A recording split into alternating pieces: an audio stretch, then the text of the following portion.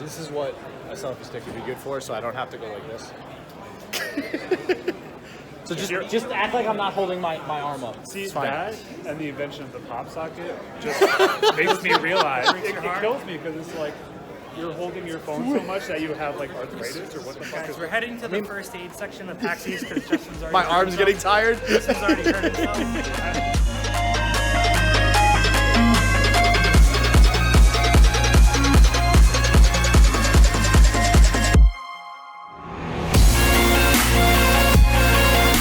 This for? VIP Expo? Wait, what? It was at this moment that he knew. He fucked up. Alright, so I might not have actually fucked up, but that was the moment when we walked upstairs and realized that the line for the main theater was like wrapping around the building. And we kind of had a mini freak out thinking that we were going to have to, you know, our first time at PAX East, we basically are waiting in line for 2 hours. That was not the case, especially because we weren't even going to that panel in particular. We ended up going to another one, which had like no line, so it worked out. Shit just works. Thank God. I was not prepared to wait in line for 2 hours. So, if you are new to the channel, my name is Justin, also known as Shit Just Works. If you are returning, welcome back. It's a new one this week. It's something a little bit different I'm not used to doing. It's not Legends of Runeterra content. It's mainly my time at PAX East, and it's kind of like part vlog, part review. I was releasing a monthly update video on kind of my goals and what I've been doing as of late and what my next goals are going to be for the channel and whatnot. I am going to still do that, but I think I'm going to do it a little bit further apart. So I'm going to switch it to every 3 months moving forward. So the next one probably wouldn't be until March, April, May, June. But nonetheless, I wanted to keep you guys posted. So if you are looking for what the heck went on at PAX East, at least on Saturday anyways, because I did only go Saturday this year, that is one mistake I will not make next year, then you are in the right place. Also, I saved the best for last in this video. At the end, we did a cool competition with the What's Good podcast, where I essentially, I never thought I would say this in my life, I deep-throated a fruit by the foot. I don't know how I feel about saying that, but it happened. I also gagged on it, so I got a little quick clip of that as well, which I'm sure you guys will love. So thanks again for tuning in. As always, if you do like the video, don't forget to smash the like button, and don't forget to hit the sub button, turn on the bell if you want the alerts when I'm putting out some new content. All right, I feel like it's gonna be not a lot of people up here. Hey, if that's the case, I'll join you guys. Hey guys. Hey guys. Hey guys. Meh. Meow. Meow meow. So first up, I gotta mention this. What would any day be without a good breakfast? We are at Flower. Oh, thank you, Rob.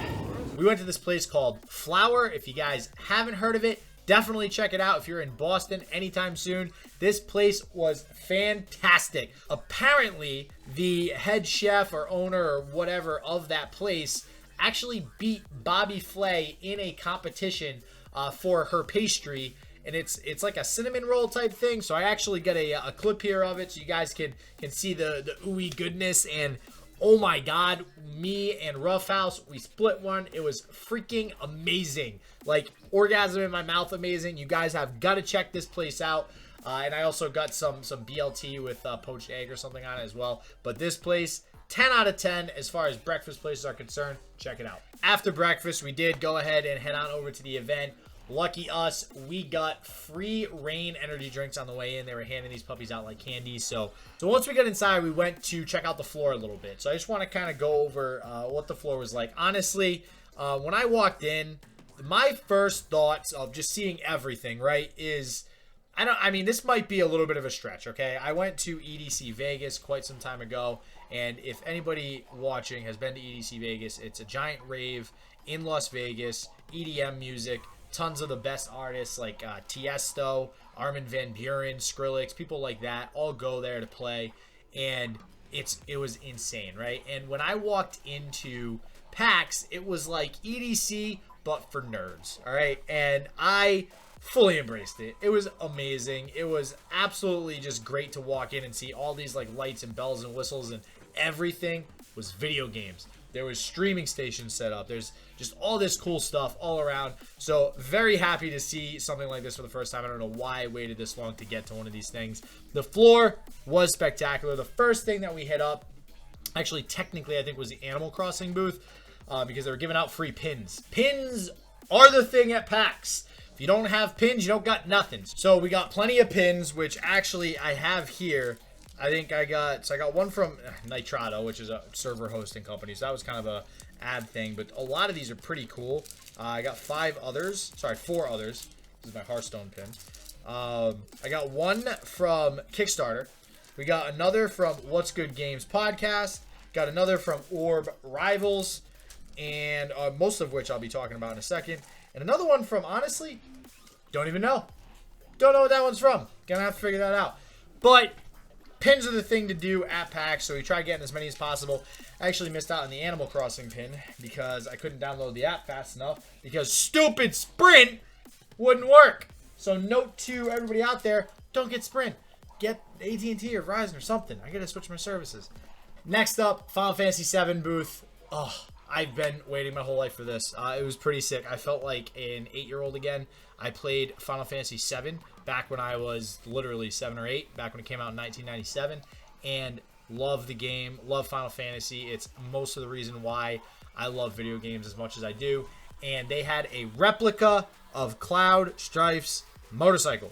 It was insane. It was awesome. We got to take a picture on it, myself as well as Roughhouse Plays, and also my friend Rob. It was awesome. I actually got to talk to one of the Square Enix reps there, and I think he was the manager actually, and he was very much a part of the design process in the bike.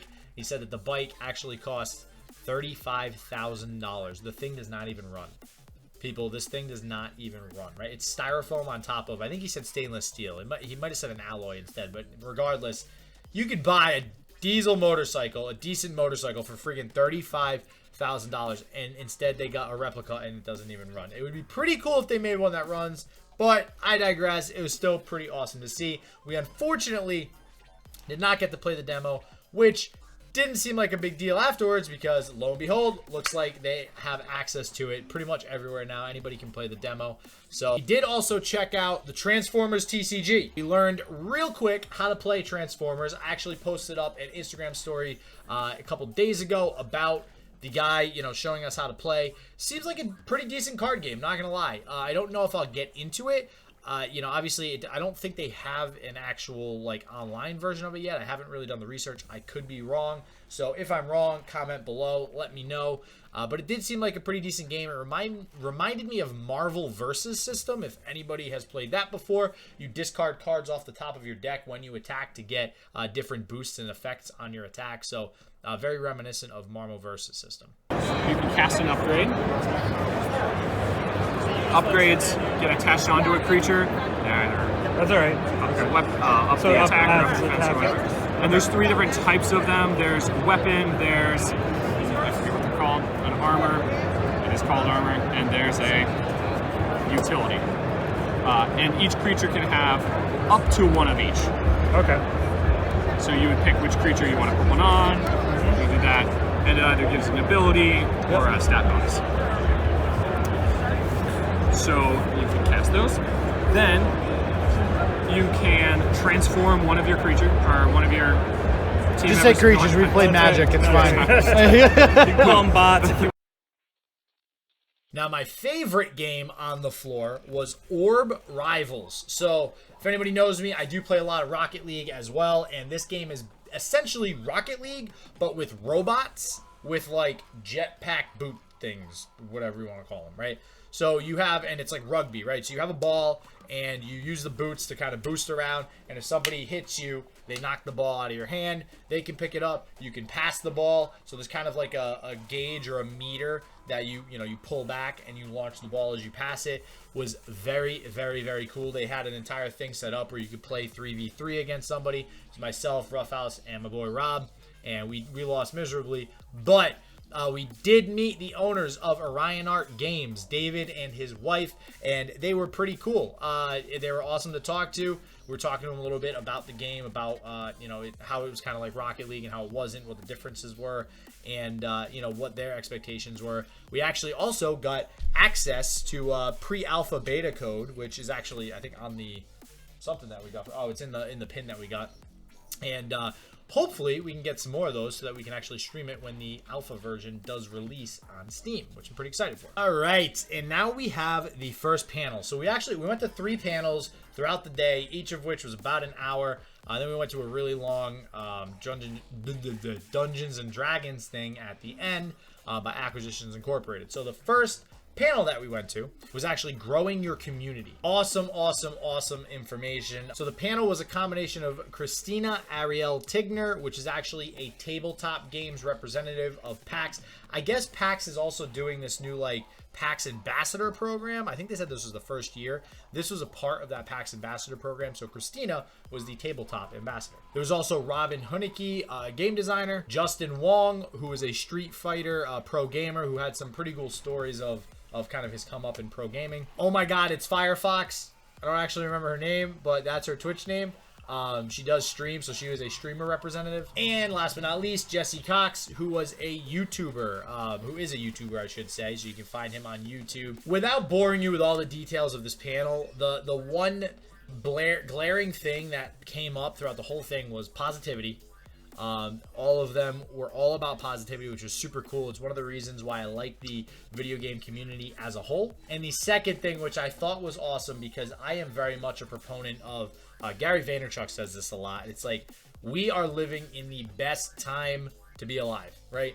And he also says, it's a 7 trillion to 1 odds that we are a human being. So one of the sentiments that they mentioned was, wow, we can't believe that in today's day and age, we are actually here making a living or even talking about just video games. Like, we are all literally just chilling specifically for video games, and all the panelists, in their case anyways, they're making a living off video games. So it was pretty cool to see that. I just got bodied, stuff like that. And but besides just the gaming part, obviously you guys know me as a fighting game player, but what about my other hobbies? What else do I like?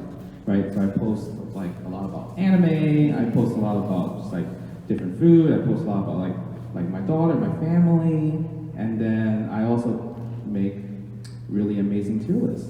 So that's also something that people really like to argue with me about, but it's a fact is a fact when it comes to my tier list.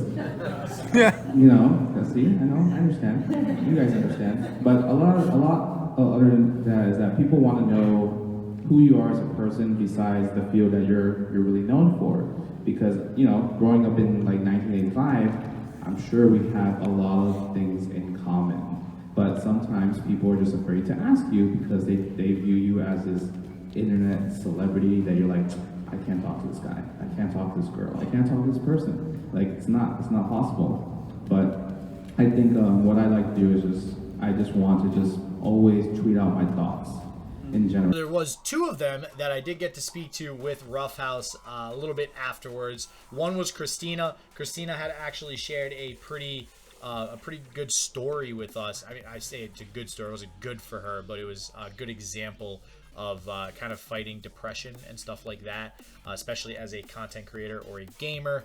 And she shared a really deep story about herself. She got emotional. So I just, thanked her afterwards for sharing that story. We exchanged some words real quick. So she was awesome. Awesome person to meet. Awesome person in general. And the second person we spoke with was Jesse Cox. And we actually, we spoke to him for quite a while. It's probably a good 20 minutes or so. He had a lot of good, just a lot of good information on YouTube. We actually got to talking about the algorithm for quite a while. And one of the tips I do want to share with everybody, if you are an aspiring YouTube creator, one of the things he did mention was trends. And something that I, was very, very aware of, and we got to talking about it back and forth for a little bit. And that is, you want to hop on a trend if you see one coming. Perfect example, which everybody knows about, is people like Ninja, who just jumped on the Fortnite bandwagon and blew the heck up, right? So some of it, as everybody says, is luck, which they also did mention at the panel. It does involve a little bit of luck, but jumping on those trends is really important. You see a trend about to blow up, put some content out, put some videos out, and you will, you're just giving yourself a better chance to be discovered. So the second panel was how to the title, how to be popular. It was a little questionable going into it with the title. I will say I think this was my least favorite of all of the all the stuff that we did go to throughout the day. But it was still pretty good. We did meet some people that were sitting in front of us that we got to talk to for a little bit about the podcast. And I did learn a lot about kind of marketing yourself as a small business, so to speak, as a podcaster or a streamer or a YouTube gamer. And one of the biggest things that they all pretty much said and all agreed with, all the panelists, which before I get into that, all the panelists were, and there was a lot, so I'm just going to read these off. We had Starlight Skies, who was a community manager, freelance. Sam Strake, who's a talent manager for Press Start. We got Randy Greenbeck, which is he's a creative director for Villain. Kara Holmes, a communication manager from Minomi Park. And Joe Cat, a content creator on YouTube. If you actually want to check out his YouTube channel, link below in the description. Additionally, Jesse Cox, you want to check out his channel, also got a link below in the description. Both have pretty cool, pretty funny gaming channels, so definitely check them out. They all kind of gave a little bit of insight into, listen, if you're small, it doesn't mean you can't potentially work with larger people, larger companies. Still reach out. It doesn't matter how fruitless it might seem. Doesn't matter how, it's never going to work, or how down you might think about the situation where you think reaching out is just a complete waste of time. Still do it. Still go after it. Send those messages.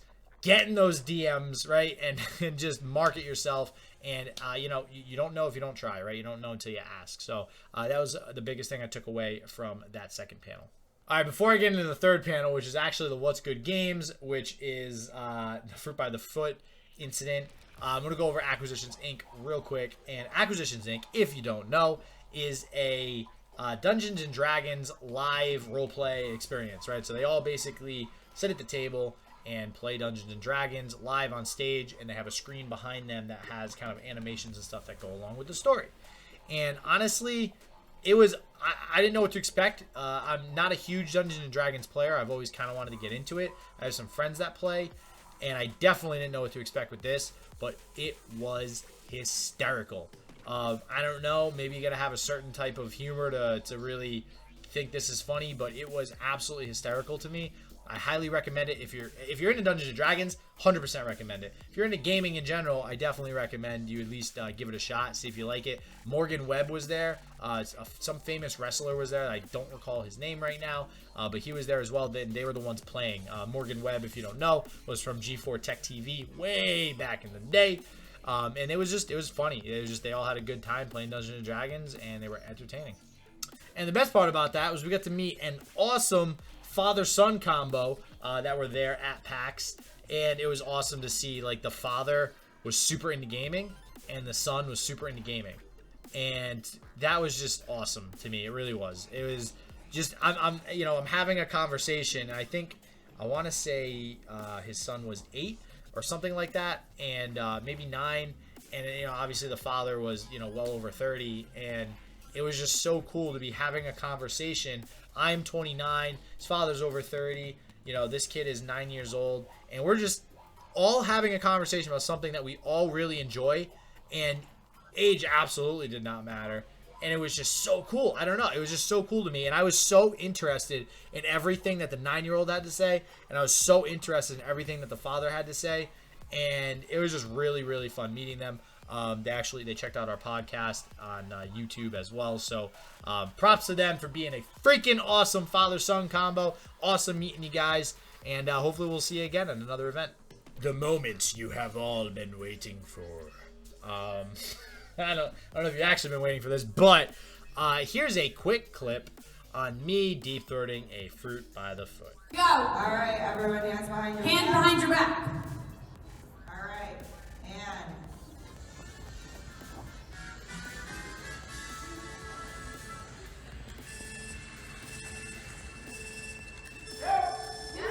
Go, go. Go, go. Yeah, Justin, go. Keep going, bro. Okay. It looks like it's a pretty even race so far. Oh, we have someone pulling ahead. Come on, Justin, go. Oh. Don't forget you got two. Come on, Justin. Keep going. You have to be in order so we can give you your prizes as one. 5, 6, 3. Oh, he's Finish. not yet, so you're 5, 4, Justin, open your mouth. Come on. 6, 7. Yeah, she's 3. 8. Okay. Everybody got their number? Congratulations! So here's how we're gonna work it. You get to come up and pick your prize in the order that you were in the race. Let's line up in order. Well done. Congratulations, sir. I mean, technically you don't have to pick this if you don't want it, but you know, and then everybody up here could also pick from my really great in the order of games. I mean, just grab it. You know, you earned it. And then you can grab a game too if you want.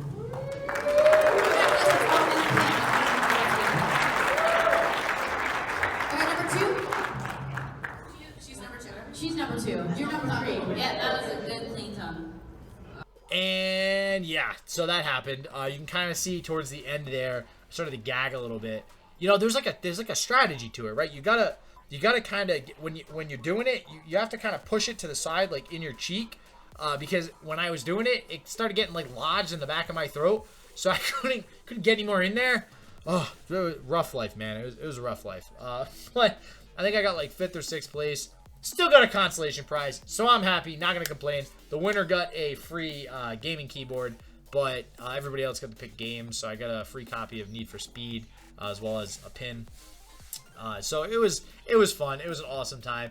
It's the What's Good Games podcast. You can find it on any podcasting network, and they are funny. It's 3 girls that host the show. They're pretty awesome. They're growing. One of the announcements they had there was that they hired their first part-time employee, so it's pretty good. And 3 years ago, they started from scratch. So it was pretty cool to kind of hear their success story as well, that, you know, in 3 years, they now have a panel at PAX East to kind of present, you know, what they got to offer. So, and that is it. Honestly, it was freaking awesome. If you like video games, go to PAX East. Do it. Don't wait. Do it now. The only thing I regret is that we didn't go for multiple days. There was not enough time to hit up everything we wanted to do. There was so much to do there. I would have at least wanted to go for 2 days, maybe even 3. You know, there was some panels that we missed from other days as well. So it would have been nice to see all of those. Everything that we did see was freaking awesome. I'm very glad that we went. I hope you guys enjoyed my quick summary and some of those vlog clips in there. If you have any ideas for other types of videos like this for me to do, please put them in the comments below. I'd love to hear your guys' feedback. If you hate this video, if you just want me to keep doing Legends of Runeterra content, tell me that too. That's cool. I want to know. I want to know what you guys like to see, what you guys don't like to see. And as always, everybody stay positive, just like they said in the panels. Hope shit just works for you, and peace out.